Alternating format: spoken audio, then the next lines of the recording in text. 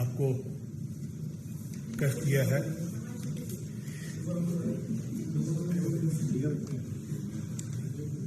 अनुराग जी एक विशेष विषय पर आपसे कुछ जानकारियां शेयर करना चाहते हैं। कुछ लोग यहाँ पर दिल्ली में आकर बैठे हैं, उनके विषय में अनुराग जी अपनी बात आपके समक्ष रखेंगे। अनुराग ठाकुर जी। धन्यवाद आरपी सिंह जी। नमस्कार मित्रों। कोयला घोटाला, शारदा घोटाला, टीचर भर्ती घोटाला, गो तस्करी घोटाला, पीएम आवास घोटाला, रोज वैली घोटाला, अम्फान राहत घोटाला, घोटाले पे घोटाला। ये बहुत सारे राज्यों की बात नहीं, मैं एक ही राज्य की बात कर रहा हूं, पश्चिम बंगाल की। तृणमूल कांग्रेस की सरकार में एक के बाद दूसरा घोटाला सबके सामने आया। आपने 3 फरवरी 2019 को देखा होगा, जब पश्चिम बंगाल की मुख्यमंत्री जांच में अवधान पैदा करने के लिए खुद धरने पर बैठ जाती हैं। और आज 2 अक्टूबर 2023 को एक भ्रष्ट सांसद जो गंभीर आरोपों से घिरे हुए हैं, उनके नेतृत्व में हवाई जहाज से अपने कुछ नेताओं को उस भ्रष्टाचार के मामलों को दबाने के लिए और ध्यान भटकाने के लिए, उसको अलग विषय बनाने के लिए देश की राजधानी दिल्ली भेजती है। चुना भी कौन? जो स्वयं ईडी के दफ्तर के चक्कर काट रहा है, जो गंभीर भ्रष्टाचार के आरोपों में घिरा हुआ है। लेकिन बदले में आरोप क्या लगाते हैं कि पश्चिम बंगाल को केंद्र सरकार से Mahatma Gandhi national rural employment guarantee योजना में पैसा नहीं, प्रधानमंत्री आवास योजना में। मैं कुछ आंकड़े आपके सामने रखना चाहता हूं, जो दूध का दूध, पानी का पानी करता है। अगर आप एक नजर केवल इस आंकड़ों पर डालेंगे तो इसे स्पष्ट पता चलता है कि भारत सरकार ने क्या क्या दिया है। अगर मैं बात करूं एमजी नरेगा की, तो यूपीए के शासनकाल में 14,985 करोड़ रुपए मिले और एनडीए की सरकार में 54,150 करोड़ रुपए 2021 में। इसी तरह से ही प्रधानमंत्री आवास योजना में यूपीए के समय 4,466 करोड़ रुपए मिले, तो एनडीए के समय 30,000 करोड़ रुपए, लगभग 7 गुना से ज्यादा। अगर एनआरएलएम की मैं बात करूं, बैंक लिंकेज की, नेशनल लाइवलीहुड मिशन की, तो मात्र 626 करोड़ रुपए मिले थे यूपीए के समय, आज 74,034 करोड़ रुपए मिले, 12 गुना से ज्यादा। एनआरएलएम की बात करूं मैं, आरएफ और सीआईएफ की, तो यूपीए के समय मात्र 23 करोड़ रुपए मिले थे, अब 3,735 करोड़ रुपए मिले, 13 गुना से ज्यादा। इसी तरह से ही अगर वित्त आयोग की राशि की बात करूं तो 3,270 करोड़ रुपया यूपीए के समय मिला और एनडीए के समय 25,000 करोड़ रुपए के लगभग, 8 गुना ज्यादा। आरजीएसए की राशि 41 करोड़ यूपीए के समय, हमारे समय 227 करोड़। आंकड़ा कुल मिलाकर देखिए, यूपीए के समय 58,000 करोड़ रुपया है, तो एनडीए के समय 2,05,003 करोड़, 2,05,003 करोड़। ये अपने आप में दिखाता है कि केंद्र सरकार से कोई कमी पश्चिम बंगाल के विकास के लिए नहीं रखी गई। लेकिन ऐसा क्या हुआ कि ममता बनर्जी जी को अपने कुछ भ्रष्ट सांसद और कुछ ऐसे नेताओं को भेजना पड़ा जो भ्रष्टाचार जमीन पर चल रहा है, उसके ऊपर पश्चिम बंगाल में कार्रवाई नहीं हुई, लेकिन उस पर लीपापोती करने के लिए अपने कुछ नेताओं को यहां पर भेजा है। मैं थोड़ा सा विस्तार में इसके आपके बताना चाहूंगा। एक सेंट्रल टीम के द्वारा एक इंक्वायरी की गई 22 जनवरी 2019 से लेकर 24 जनवरी 2019 तक 2-3 दिन के लिए, और 6 ग्राम पंचायतों में 4 ब्लॉक जिसके आते हैं, ये वर्धमान पूर्व में हुई, और 7 ग्राम पंचायत और 3 ब्लॉक में हुगली डिस्ट्रिक्ट में हुई। यहां से 4 करोड़ 84 लाख की रिकवरी हुई। फिर एक और टीम का गठन किया गया, ये सेंट्रल टीम थी। फिर ये 13 सितंबर 2021 को गई और 17 सितंबर 2021 तक इसने इंक्वायरी की, और इसी तरह की इसकी ऑब्जर्वेशन एक बार फिर आई। अब इसमें क्या ऑब्जर्वेशन आई? बड़े काम को छोटे छोटे में बांट के इस तरह से खेल खेला गया कि नीचे तक जानकारी ना हो। फिर क्या था, जो एग्जिस्टिंग काम थे, जो काम हुए थे पहले, तालाब पहले था, सड़क पहले थी, उसी कोई नया काम दिखाकर महात्मा गांधी जी के नाम से जो योजना है उसमें भी घोटाला कर दिए ममता जी के। आज गांधी जयंती पर बता रहा, और गांधी जी की समाधि पर भतीजे को भेजा था। और देखिए कैसे समय, जिस योजना पर इतना पैसा खाया गया, सड़क तालाब ये दिखाए गए जो कभी बने नहीं, जो पहले से ही थे, उसके नाम पर पैसे खा गए। मालदा डिस्ट्रिक्ट में छोटी नदियों से गाद निकालने के नाम पे पैसे खा गए, और जहां कंटीली तार लगानी या बाढ़ लगाने की अनुमति नहीं होती, वो भी काम इसमें करके अपने काम चल दिए। फिर एक चाय बागान के लिए, ऐसे चाय बागानों के लिए रास्ते बनाने का काम, जहां के लिए प्राइवेट किसी कंपनी को आप ये लाभ नहीं दे सकते, आपने वहां पे लाभ दिया और अपनी जेब में पैसा डाला। फिर नदी के तटबंध करने के लिए, तटीयकरण के लिए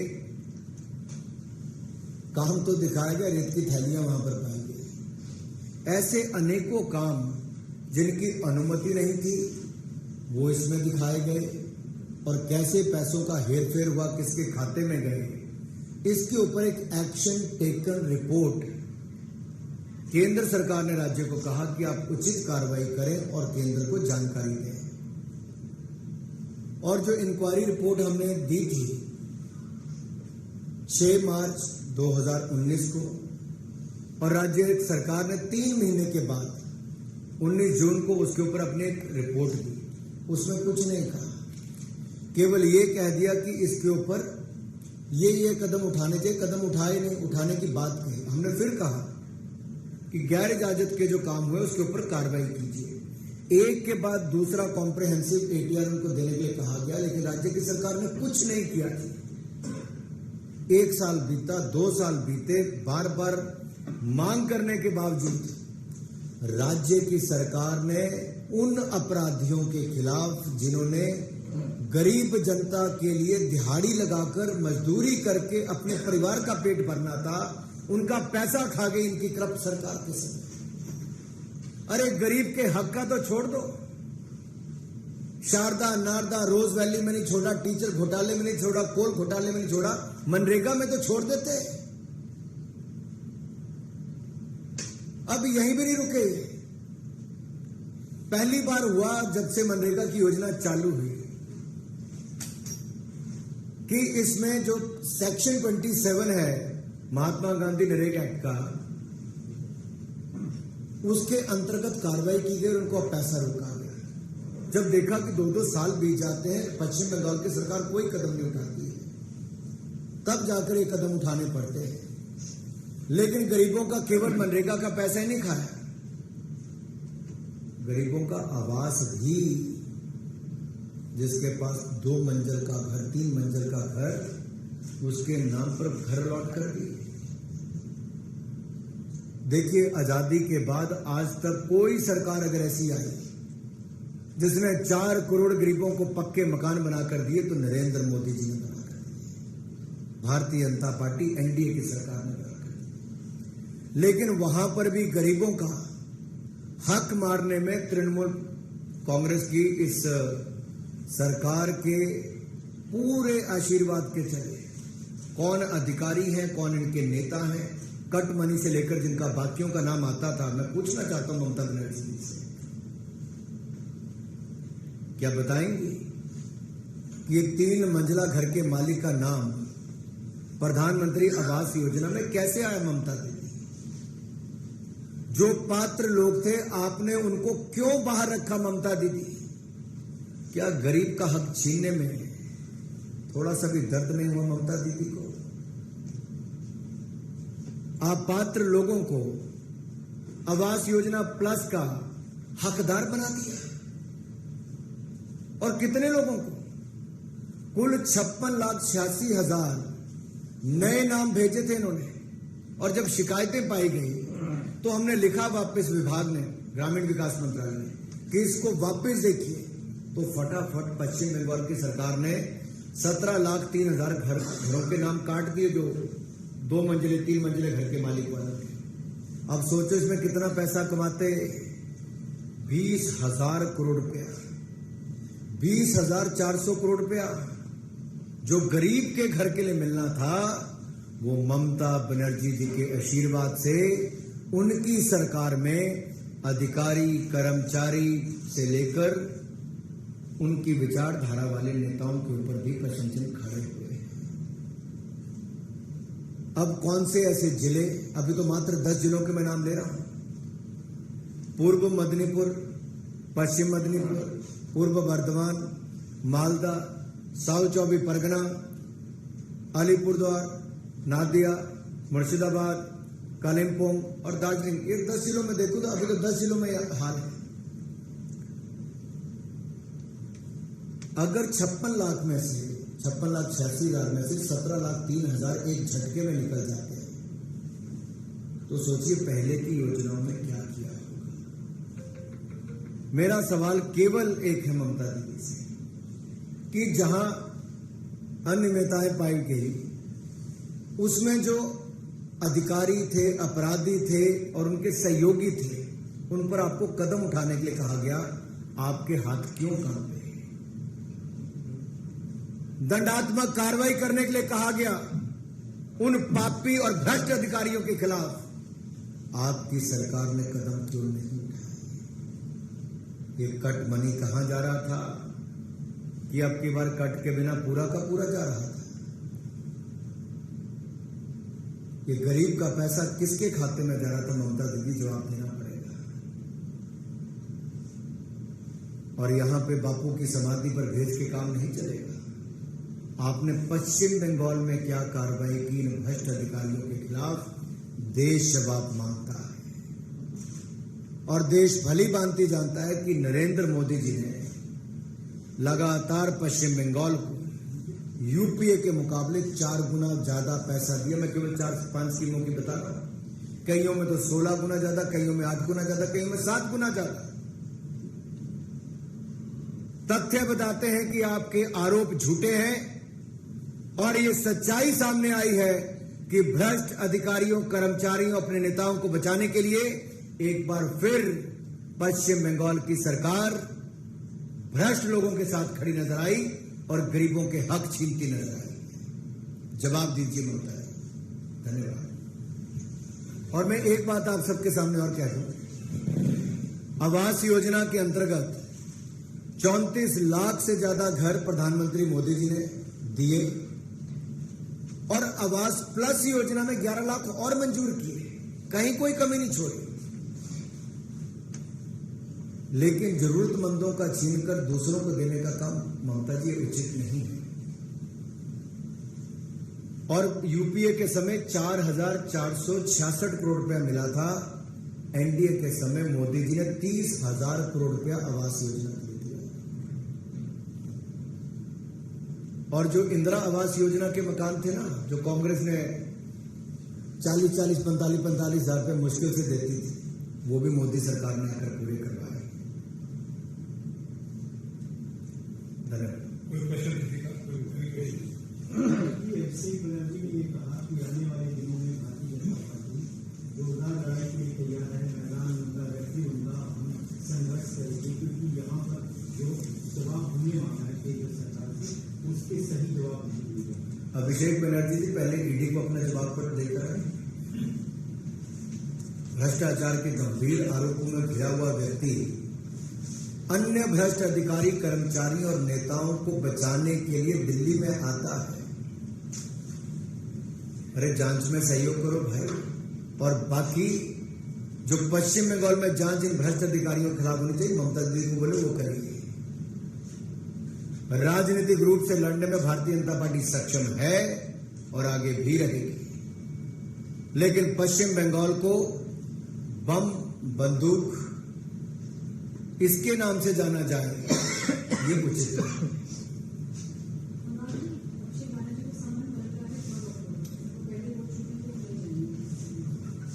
मेरा इतना ही अनुरोध उनसे रहेगा, अगर आप ईमानदार हैं, आपने कुछ गलत नहीं किया तो डरते क्यों, जांच का सामना करो।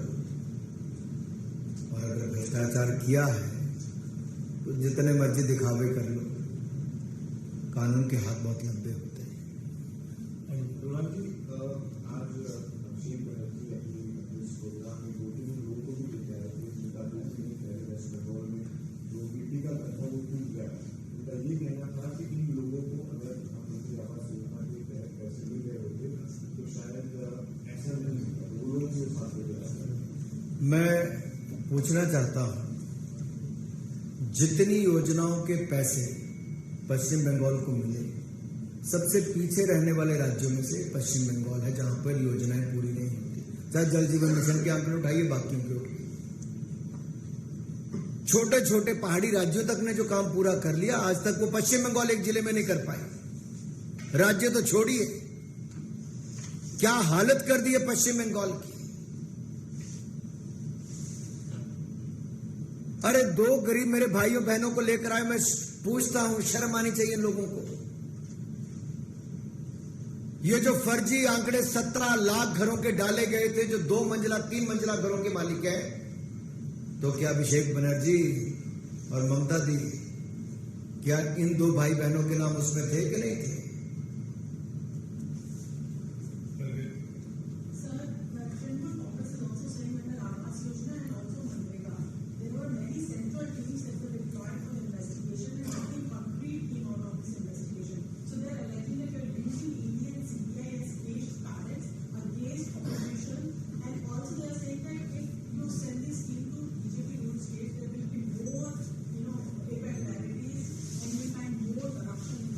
I am very grateful you asked this question. Let me first say, time and again it was reminded to them, a report has been submitted to them, and they were asked for an action taken report within a stipulated time frame. Unfortunately, every time they did not take any action, and they did not provide any comprehensive report as well. They just keep sending the report which was not satisfactory at all. No action was taken. And what they did, rather than getting the money back from the culprits and the corrupt officials, they have deposited some amount from the state action. इससे बड़ा मजाक और क्या होगा? आप देखिए, एक और तो पश्चिम बंगाल में टैक्स पेयर के पैसे से, जो भारत सरकार ने घर बनाने के लिए या मनरेगा की योजना में दिहाड़ी लगाकर विकास करने के लिए पैसा दिया, उसको भ्रष्ट अधिकारी, कर्मचारी और नेता खा गए। उनसे वापस लेने के बजाय ममता दीदी ने पश्चिम बंगाल के खजाने में से पैसा लेके कुछ पैसा जमा करा दिया। अरे क्यों नहीं ये भ्रष्ट